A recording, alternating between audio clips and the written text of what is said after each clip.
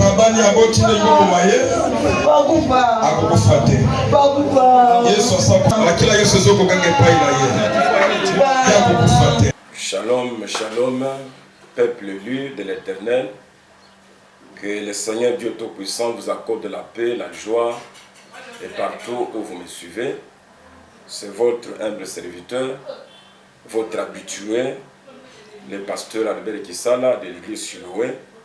Nous sommes ici à Kinshasa, la capitale de la République démocratique du Congo. Je vous aime tous, vous tous qui me suivez. Que le Seigneur vous donne la paix, la joie. Notre thème de la fois passée, que nous avons commencé, et nous continuons avec le même thème, intitulé « Les chrétiens chauves-souris ». Nous avons partagé avec vous que la chauve-souris c'est un animal, d'une part, et d'une autre part, c'est un oiseau. Nous trouvons cette identité, cette image-là, parmi aussi les enfants de Dieu, les peuples de Dieu, les gens qu'on appelle les chrétiens, d'une part, et d'une autre. Ils ont une autre identité qui est cachée. Et cette identité cachée-là n'appartient pas à Dieu. Et c'est pourquoi nous appelons chrétiens païens, pasteurs païens, reconnus hommes de Dieu, reconnus par la forme de l'extérieur. On le voit comme un enfant de Dieu, un apôtre de Dieu, un pasteur de Dieu. Mais à l'intérieur, il y a une autre identité qui nous cache. C'est pourquoi nous avons parlé de cette doctrine-là que nous trouvons chez la chauve-souris, le noctambulisme. C'est une doctrine qui aime les noirs, qui aime les endroits cachés, qui se fait en cache-cache. Une identité qu'on cache, qu'on ne veut pas que les gens soient au courant, que les gens la découvrent. Or, un enfant de Dieu ne doit pas avoir plusieurs identités. Et c'est pourquoi nous avons commencé à interpeller, à rappeler les gens. Et pendant ce temps où nous traversons, nous en tant que les éclairés, les élus, les appelés de Dieu, nous devons monter au créneau. Nous devons monter au créneau et sonner la trompette afin que les gens ne soient pas des chauves-souris. Parce que ceux-là qui sont des chauves-souris, ils seront vomis. Dieu n'aime pas les chauves-souris. Dieu aime soit que tu sois chaud, soit que tu sois froid. Il ne faut pas voir des identités, double identité, des faces, des nationalités, des caractères, des langages. Un enfant de Dieu doit avoir une seule identité, un seul caractère, un seul langage. En tant que peuple élu, je vous rappelle, vous êtes déjà appelés par le Seigneur, mais ça peut arriver que dans les parcours avec le Seigneur, que vous puissiez succomber dans la foi.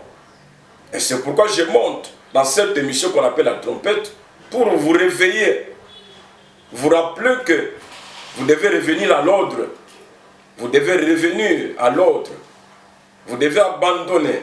Même si vous êtes tombé, réveillez-vous, car Dieu a besoin de vous. Dans cette même thématique, nous continuons aujourd'hui notre émission chrétien païen, chrétien chauve-souris. Prenons l'exemple d'une église,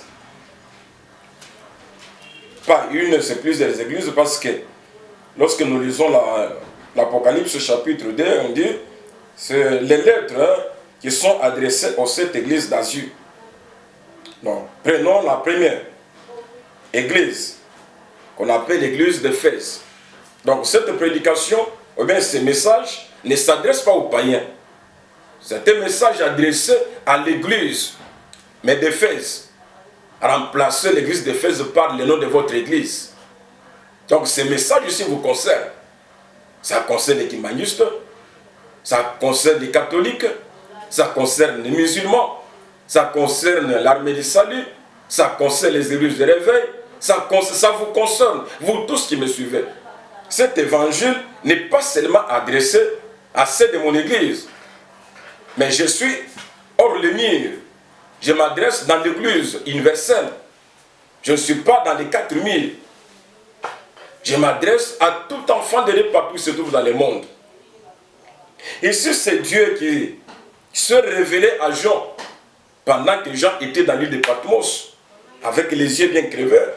Vous savez bien la raison qui a fait qu'on puisse les crever les yeux. C'était le temps où les gens ne voulaient pas. Ils ont commencé à persécuter les apôtres. Ils ne voulaient pas l'enseignement du Christ. Donc tout oint authentique, tout enfant chrétien authentique a toujours combattu. Non parce qu'il mérite le combat, mais parce qu'il détient, il garde la saine doctrine, l'évangile vrai, l'enseignement du Christ. C'est à cause de l'étoile, de l'appel du ministère authentique, que ce combat-là est mené contre toi. Dans le monde visible et invisible. Dans le monde visible, c'est la haine contre toi. Dans le monde visible, ce sont les démons, les sorciers qui vont se liguer pour te faire le combat. Dieu défendra ta cause. Écoutez le message. Dieu parle à Jean, il dit, écris à l'âge de l'église d'Éphèse. C'est un message adressé à l'église d'Éphèse. Dieu dit quoi? Je connais tes œuvres, ta persévérance, ton travail, ta foi. Je sais comment tu ne peux pas. Si porteurs, c'est là qui séduisent, apôtres, mais qui ne le sont pas. Comment tu n'as pas abandonné la foi? Dieu commence par faire des éloges, reconnaître les côtés positifs, les biens de cette église, les biens de ce peuple, les biens d'un homme, enfant de Dieu. Dieu te connaît bien. Dieu commence d'abord à faire les éloges, à reconnaître ça, à vanter les mérites. Et après, il va terminer son message en disant, mais voici ce que j'ai contre toi. Voici ce que Dieu est contre l'église. Remplacez le nom de l'église d'Éphèse par le nom de votre église. Remplacez le nom de l'église d'Éphèse par le nom de la personne qui m'écoute. Bien sûr, tu es connu enfant de Dieu, homme de Dieu, un prédicateur de l'évangile, mais ce que Dieu est contre toi, c'est que tu as abandonné le premier amour. Tu as abandonné le premier amour. Une église qui est dans la foi, qui a gardé la foi. Une église où nous trouvons la persévérance dans la foi, dans l'amour de Dieu. Une église qui est là tous les jours dans les œuvres. Une église fidèle à Dieu. Un homme, un pasteur serviteur qui est fidèle à Dieu. Mais en lui, il y a l'abandon du premier amour. Moi, je parle l'abandon de l'amour tout court. C'est-à-dire, il prêche Dieu, mais en lui, il n'y a pas l'amour. Il sert Dieu, mais en lui, il n'y a pas l'amour. Il prie beaucoup, mais en lui, il n'y a pas l'amour. Lorsqu'on parle de l'amour, c'est par rapport à nos relations avec nos prochains, les uns envers les autres. C'est-à-dire, en toi, il n'y a pas l'amour du prochain. Un puissant homme de Dieu, une servante puissante, reconnue comme ça, dans la ville, dans les pays. Mais en lui, il n'y a pas l'amour. Il chasse les démons, il prophétise, il fait beaucoup de choses. Mais en lui, il n'y a pas l'amour. Il a construit une grande église, il y a une foule de gens derrière lui. Mais en lui, il n'y a pas l'amour. Il nous révèle les mystères par ses prédications, par des révélations. C'est un homme de Dieu reconnu comme tel. Mais en lui, il n'y a pas l'amour du prochain. Or, la Bible nous dit que lorsque il n'y a pas l'amour du prochain, tu n'as pas accompli la loi.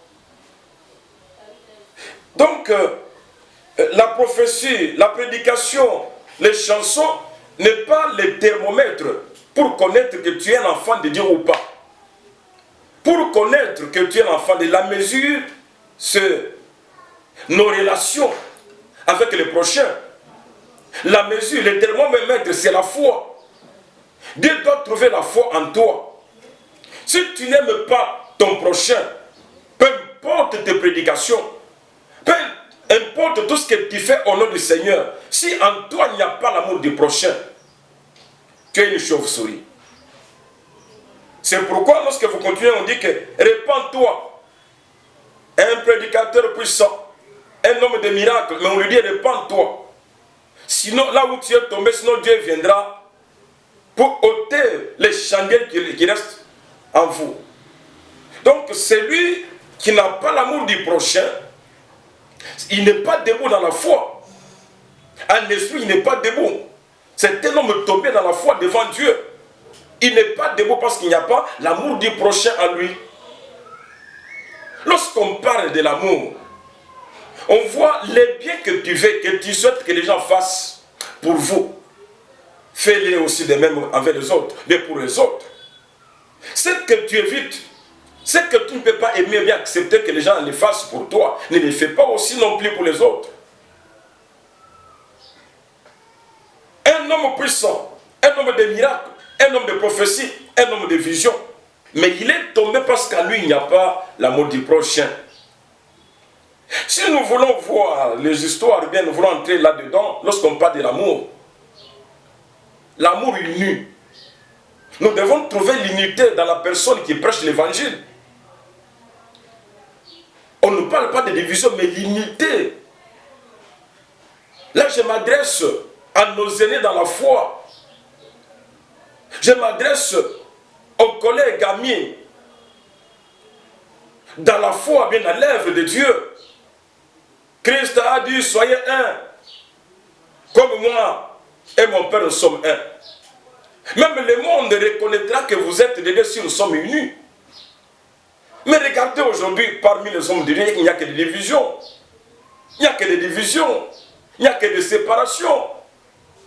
Les sentiments aujourd'hui qui nous poussent, ce n'est pas les sentiments de l'unité, mais un sentiment de haine, de séparation, de jalousie, de querelles parmi les hommes de Dieu, parmi les enfants de Dieu. Là, vous ne serez pas appelé comme chrétien véritable, par contre, vous serez appelé comme chrétien païen, une chauve-souris, parce qu'il prêche Jésus, mais n'étant pas un avec les autres. Il n'agit pas en l'unité avec les gens. Il y a la division. Il ne se salue même pas. Et d'après lui, c'est lui qui est le meilleur, c'est lui qui est bon, c'est lui qui est juste par rapport aux autres. L'autre, là, c'est un démon.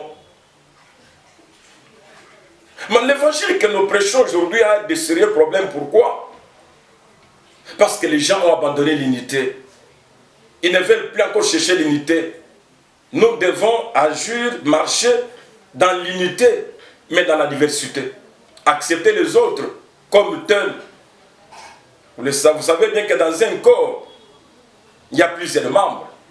Et tous les membres, chaque membre joue son rôle.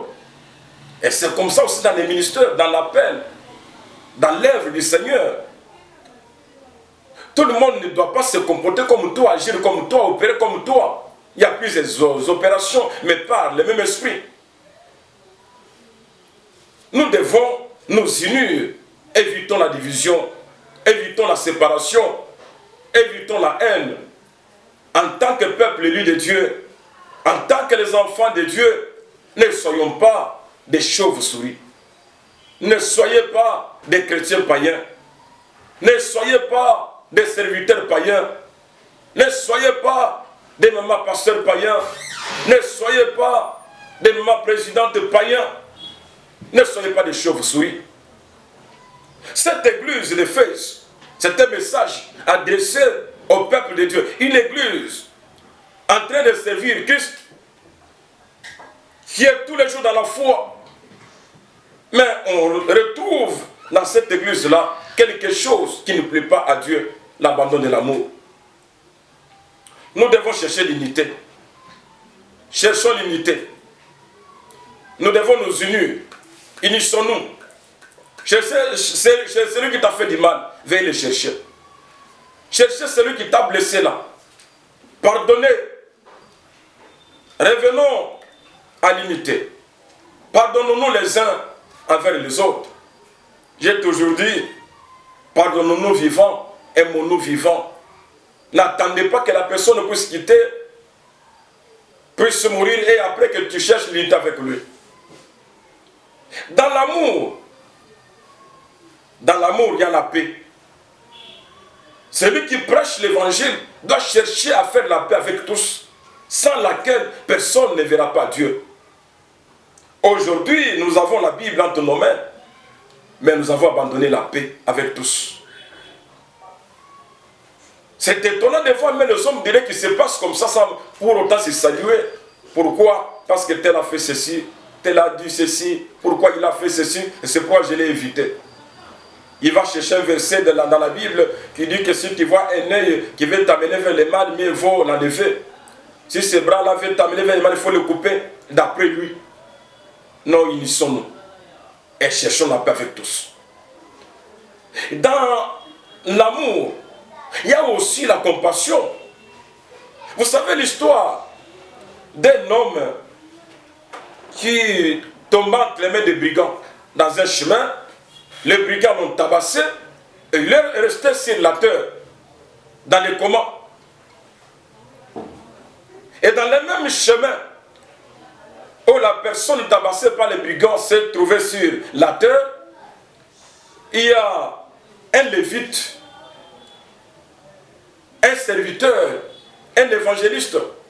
Il y a un serviteur du Seigneur qui passa aussi par là. Il trouva la personne et couché dans ses douleurs.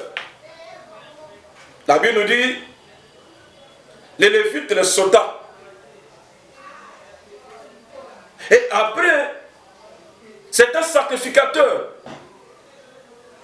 un apôtre, un pasteur, un archibishop, qui vient même de prêcher, de faire des miracles. Et il quitte l'église vers la maison. Et lui aussi passa par là. Il trouve la personne étalée par la terre, étalée sur terre. Et l'homme de Dieu, l'homme ouin, l'homme saint, lui aussi sauta la personne. Et après, vient un Samaritain. Lorsqu'on parle des Samaritains, à l'époque, on voit un peuple qui n'était pas dans l'alliance, à l'image d'un païen. Et lui aussi vient et passe par là. Quelqu'un qui n'est pas enfant de Dieu, celui qui n'est pas un prédicateur, il trouve l'homme étalé sur la terre, dans ses douleurs, un païen qui descend sur son cheval et il prend soin de la personne, il le met sur son cheval, il se dirige vers l'hôpital. Arrivé là, il paye l'argent, il donne au médecin l'argent, il demande au médecin de prendre soin de la personne. Et parmi les trois personnes, Jésus pose la question, qui a bien fait? Aujourd'hui, il y a un problème même parmi les hommes de Dieu. Les enfants de Dieu, les hommes de Dieu ne sont plus touchés aujourd'hui par les souffrances des autres. Ils ne sont plus encore touchés par la douleur des autres. Aujourd'hui que nous parlons, un enfant de Dieu véritable doit avoir un cœur miséricordieux, doit être ennemi de compassion des autres, doit subvenir en aide à ceux qui sont dans la misère, doit chercher à sauver, à faire du bien à ceux qui sont dans les besoins. À un moment donné, j'ai toujours dit que je n'aime pas les conférences des pasteurs, à un moment donné. Parce que ce que j'assiste souvent, c'est comme si c'était un lieu de théâtre. Quand ils se rencontrent, les traces de l'église primitive est abandonnée, est négligée. Ils sont doués dans les révélations des ministères de l'évangile, mais non dans les fondements évangéliques. La base, ce qui fait la force de l'évangile, ils abandonnent. Ils le prêchent sans amour, ils le prêchent sans compassion. J'avais donné l'exemple la fois passée, dans une conférence. Tous les pasteurs prêcheurs disaient, je suis patron, DG d'une telle entreprise, je fais ceci, j'ai eu beaucoup d'argent, j'ai fait ceci, je paye autant de gens par mois chez moi. Et après, parmi les conférenciers, les prédicateurs, il y avait aussi un blanc qui était le dernier intervenant. Il prend la parole, il pose la question. Parmi nous, s'il y a un indigent, un serviteur, un pasteur pauvre, il y a un pasteur qui lève les doigts, il dit, c'est toi qui es un indigent, passe devant. Il a déjà entendu parmi vous, il y a les hommes qui ont dit qu'ils sont des DG, des patrons, ils sont des CC. Acceptez de sauver cette vie, notre frère qui est dans la souffrance, nous devons le sauver. Personne de tous les prédicateurs, de tous les pasteurs qui ont prêché l'évangile, personne n'a osé donner même $1000, même $100. Personne. Et les Blancs disent que non, non, je ne viendrai plus ici en Afrique pour prêcher l'évangile. Non, l'évangile que nous prêchons aujourd'hui doit être accompagné de bonnes œuvres. Un homme de Dieu doit être mis de compassion, doit aider les gens, doit sauver les gens. Donc le péché de cette église d'Éphèse, c'est quoi? C'est l'abandon du premier amour, l'abandon de la miséricorde, l'abandon de l'unité, l'abandon de la compassion. L'abandon, nous devons revenir. Donc celui qui n'a pas la compassion, qui n'a pas l'unité avec les gens, il n'est pas debout dans la foi, mais il est tombé dans la foi. Chrétien chauve-souris, homme de Dieu chauve-souris. Que l'évangile ne consiste pas seulement en parole, mais en acte. Et après ça, prenez les deuxième église. La deuxième église, c'est l'église de Smyrne. Dieu dit ceci. Écrit à l'ange de l'église de Smyrne. Donc c'est un message adressé aux enfants de Dieu, aux hommes de Dieu, aux serviteurs de Dieu. Partout où vous êtes. Voici le message de l'église de Smyrne. Dieu dit ceci. Je connais ta tribulation et ta pauvreté, bien que tu sois riche. Il y a des hommes que nous voyons qui sont riches, mais devant Dieu, ils ne sont pas riches. C'est-à-dire, la source où ils tirent les richesses ne vient pas de Dieu. Ils sont des riches devant nous, mais devant Dieu, ils sont des pauvres. Parce que la source de leur richesse, ce n'est pas Dieu qui est à la base. Je vous connais comment et combien vous êtes des pauvres, quoique vous êtes riches devant les hommes. De continuer et dire ceci. Et je connais aussi tes calomnies, les calomnies de la part de ceux qui se disent juifs et qui ne le sont pas. Ah, il y a des gens qui nous mentent. Il y a des chrétiens qui nous mentent. Il y a des apôtres pasteurs qui nous mentent. Mais devant Dieu, ils ne le sont pas tels que nous les voyons. Répentez-vous, chauve-souris. Répentez-vous, chauve-souris. Gardez la même identité devant Dieu et devant les hommes. Donc les péchés de cette église de Smyrne, ils ont la richesse mais qui ne viennent pas de Dieu. Mais ils nous mentent que c'est Dieu qui m'a béni. Voici ton péché. Répands-toi. Et le deuxième péché, c'est les calomnies, les mensonges. Vous êtes en train de nous montrer l'identité des chrétiens, des enfants, des juifs. Et pourtant, vous ne l'êtes pas. Répentez-vous. Répentez-vous. Il continue, il dit ceci. Et qui sont dans la synagogue de Satan. Ah, pendant les jours, ils sont dans les temples de Dieu. Mais pendant la nuit, ils sont dans la synagogue de Satan. Pendant les jours, ils sont là dans les stades, dans les milieux publics, ils font des croisades, ils appellent des gens, ils élèvent, confessent Jésus. Mais pendant la nuit, ils sont dans les synagogues de Satan, dans des petits temples de magiciens. Répentez-vous, chauve-souris. Répentez-vous, homme de Dieu, mais chauve-souris. Répentez-vous. Écoutez la voix du Seigneur qui vous appelle au salut. Voici le temps de revenir à Dieu. Je connais un homme, je connais un pasteur, de reste mémoire parce que Dieu l'a déjà appris. Il n'est plus avec nous, si c'est des hommes. Il remplissait aussi les gens. Il y avait des foules derrière lui. Mais un jour, il est venu confesser pour me dire que tout ce que j'ai fait, voici, j'avais rencontré tel pasteur qui se trouve en Europe. C'est celui-là qui m'avait initié dans la science occulte. Ce n'est pas la force du Saint-Esprit, mais c'est la force mystique qui attire toutes ces personnes envers moi. Et donc il y a les gens, pendant la nuit, ils habitent dans la synagogue. Ils dorment dans la synagogue de Satan. Dans des maisons occultes. Ils sont dans des doctrines pernicieuses. Ils ont des évangiles, l'évangile du Christ, pour nous mentir, nous flouer, nous faire endormir. Et puis, ils ont aussi un autre évangile qui est caché. Répentez-vous, chrétiens païens. Répentez-vous, le temps est là pour vous. Vous devez vous repentir. Soyez honnêtes et soyez justes devant le Seigneur. Ne soyez pas fanfarons. Ne soyez pas cupides. Ne soyez pas ennemis des gens de bien.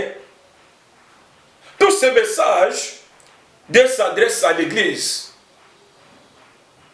universelle comme le Christ dans le monde, comme il s'est adressé à ces églises d'Asie. Troisième église. Nous sommes toujours dans le livre d'Apocalypse. Le chapitre 3, le verset 12. Écrit à l'ange de l'église de Pergame. Le verset 13. Je sais où tu demeures. Je sais que là où est le trône de Satan. Donc il y a les églises, il y a des pasteurs, il y a des chrétiens qui sont tous les jours liés à des fétiches. À des fétiches. À la sorcellerie. À des coutumes. Mais des coutumes qui n'honorent pas Dieu. Des coutumes ancestrales. Dieu dit, il s'adresse à l'église de Pergame. Une église, pendant les jours, c'est connu. C'est une église de Dieu, un peuple de Dieu, serviteur de Dieu, mais il demeure où? Là où se trouve le trône du diable. Là où se trouve le trône du diable. Là où vous avez mis même à mort Antipas, mon témoin fidèle, qui a été mis à mort chez vous. Donc il y a les gens, il est homme de Dieu, serviteur de Dieu, mais il utilise les poisons pour empoisonner les autres, tuer les autres. Je parle avec douleur sur ce point. Un enfant de Dieu ne peut pas empoisonner son prochain. Un enfant de Dieu ne peut pas faire tuer son frère dans la foi, son frère serviteur. Tu ne peux pas porter le poids du sang d'un saint, d'un oint de Dieu. Peu importe les accusations portées contre lui, peu importe la raison que tu peux évoquer devant les gens, tu ne peux pas porter le sang d'un oint sur ta tête. Et si on a vu une église qui chante Jésus, qui loue Jésus, qui nous révèle les mystères, mais la mort d'Antipas, les témoins fidèles, est sorti de là. Et tu sais que la mort de la personne qu'on a enterrée est sortie de ta maison, est sortie de ton argent, est sortie de ton entourage. Et c'est toi qui as fait des manœuvres pour que cette personne soit mise à mort. Répentez-vous, l'homme de Dieu, mais chauve-souris. Répentez-vous, vous là qui m'écoutez, enfants de Dieu, mais chauve-souris. Ne tuez pas. C'est interdit par la loi de Dieu. Sinon, vous ne serez pas sauvés. La mort d'Antipas, les vrais, les saints, les fidèles serviteurs, est sortie de l'église de Pergame. La mort de ce pasteur-là vient de celui qui vient de les remplacer. Oh, tu as le sang d'un oint. Tu as le sang d'un homme sur ta tête. Répands-toi. Répands-toi. Répands-toi. Et dans cette église de Pergame, Dieu dit ceci, ce que j'ai contre toi, c'est que tu as des gens attachés à la doctrine de Balaam. Tu as des gens qui sont attachés à la doctrine de Balaam. Vous savez bien ce qui s'était fait bien passer du temps de Balaam, lorsque Israël sortait de l'Égypte après la mer et dans le désert. La Bible nous dit, il y a un roi là-bas, un roi dans le désert, qui est allé chercher Balaam, prophète, afin qu'il y vienne maudire Israël. Donc vous avez les gens chez vous que vous utilisez pour maudire, pour combattre les autres. Il y a les petits bitinda, les petits que vous utilisez, afin qu'ils posent des pieds d'achoppement contre tel pasteur, parce que pourquoi il a battu auprès de moi, pourquoi il est venu me planter son église auprès de moi, et pourquoi il fait ceci, toi tu veux que tu restes toi seul. Mais depuis que toi tu es là, est-ce que tous les voisins à côté de toi viennent prier dans ton église? Aimons-nous, cherchons l'unité. Chacun de nous dans sa bergerie, Dieu, c'est Dieu qui envoie. Ce n'est pas par ton effort que tout le monde viendra dans ton église. N'ayez pas les gens au sein de ton église, au sein de ta maison, au sein de votre société, entreprise, que vous utilisez afin de faire du mal aux autres. C'est-à-dire, ici nous voyons un péché indirect, un mal indirect. Toi, tu te caches, mais tu utilises les gens afin que ces gens-là commettent, fassent du mal, blessent les gens. Mais toi, tu es leur financier, tu donnes les moyens. Ça, c'est un homme païen, chauve-souris. Un chauve-souris, il a des gens qui l'utilisent pour faire du mal aux autres. Un chauve-souris. Une chauve-souris plutôt. Répentez-vous. Une chauve-souris, il ne sera pas sauvé. Quoique ce n'est pas toi qui as tué, mais tu as fait tuer les gens. Ce n'est pas toi qui poses des pierres d'achoppement dans les ministères des autres, dans l'œuvre des autres, dans le travail des autres, mais tu utilises les gens afin que les autres là ne puissent pas avancer et que tu restes toi seul. Quittez cette doctrine, la doctrine de Balaam. Quelqu'un qui aime blesser les gens, frustrer des gens, faire que du mal aux gens. La doctrine de Balaam, répentez-vous, répentez-vous, répentez-vous. Nous sommes presque à la fin. Nous prenons le message de la 4e église. Il dit écrit à l'ange de l'église de Thyatire. Son péché c'est quoi? Il dit, tu laisses la femme Jézabel, qui se dit prophétesse du Seigneur, en train de séduire les serviteurs, afin qu'ils se livrent à l'impudicité. Il y a aussi de tels gens dans l'église, qui ont des gens qu'ils utilisent afin de séduire, afin de faire tomber les gens dans l'impudicité. Un homme de Dieu ne peut pas poser un tel acte. Un enfant de Dieu ne peut pas faire une maison de prostituées chez lui. Ne peut pas élever des gens qui lui donnent tout le temps à la prostitution pour vivre.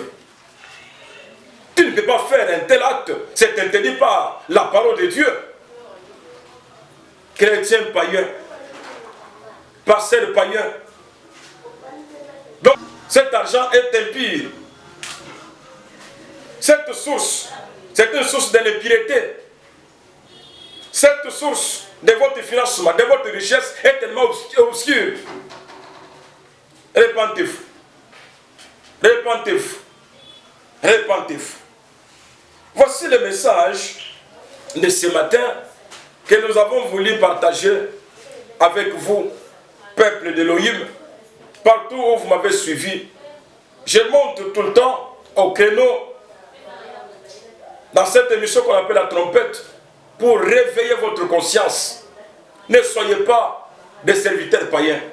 Ne soyez pas des chrétiens païens. Aimons Dieu de tout leur cœur. Et que votre amour de Dieu soit sans hypocrisie. Et que l'amour que vous développez entre nous les humains les uns envers les autres, soit l'amour sans hypocrisie. Soyons honnêtes devant Dieu et devant les hommes. Aimons-nous vivants, pardonnons-nous vivants. Un enfant de Dieu ne développe pas les ressentiments. Les sentiments de ne pas pardonner. Non, non, un enfant de Dieu pardonne. Dans l'amour, il y a le pardon. L'amour ne soupçonne pas les mal. Il faut pardonner. Ne soyez pas un enfant de Dieu, mais qui garde les ressentiments, les sentiments de ne pas pardonner. Une position, une décision de ne pas négocier, de ne pas chercher l'entente avec tel ou bien tel autre. Ne soyez pas chrétiens païens. Ne soyez pas serviteurs païens. Ne soyez pas des chauves-souris. Gardons une seule identité devant le Seigneur. Voici le message de ce matin que Dieu m'avait mis à cœur de partager avec les peuples de Dieu partout dans le monde où vous me suivez. Saisissez ce temps. Saisissez ce temps. Revenez à Dieu. Repentez-vous. Regardez là où vous êtes tombés. Séparez-vous avec les mal. Séparez-vous avec les mal. Vous ne pouvez pas combiner, associer, mettre ensemble les biens et les mal. Qu'on ne trouve pas en toi les biens et les mal. En toi, en tant qu'enfant de Dieu, en tant qu'homme de Dieu. Vous devez vous débarrasser de l'autre nature. Cette parole, c'est une occasion qui vous est donnée, qui vous est offerte à vous tous qui venez de me suivre, de loin ou de près. Saisissez ce temps. De loin ou de près, la main de Dieu est tendue vers vous. Revenez vers Dieu. Revenez vers Dieu. Revenez vers Dieu. Merci beaucoup, les bien-aimés. Que le Seigneur, le Dieu de gloire, vous bénisse et qui vous appelle tous au salut. C'était votre humble serviteur, le pasteur Albert Kisala, de l'église Siloé. Nous sommes ici à Bassina.